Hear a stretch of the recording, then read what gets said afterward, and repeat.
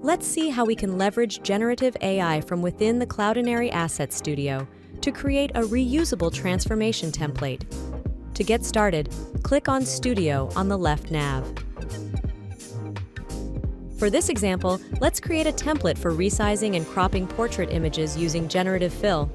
Click on Resize and Crop to get started. Now click to add images. This will pull up our image library. Let's edit this image in the studio. Note, you could select multiple images as well. Click to select it. Then confirm you want to add it to the editing pane. The image is now open for editing. Let's select a new aspect ratio for our portrait image.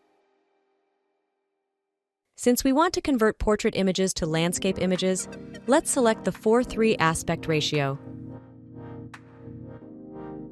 This expands the image to the desired aspect ratio by adding white space.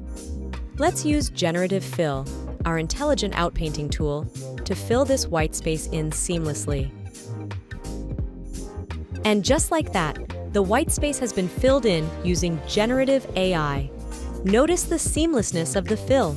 Now let's save this as a template so we can use it with other images. Click to enter a name for the template. Once entered, you can save it. This template will now be usable when we open an image in the DAM.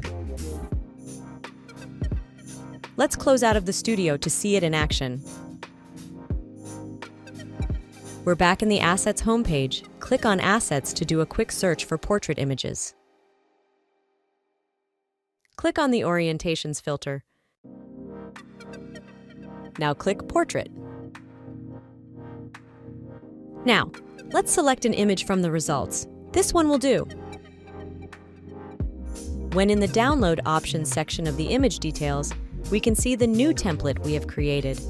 Let's click on it to generate a new version of this image.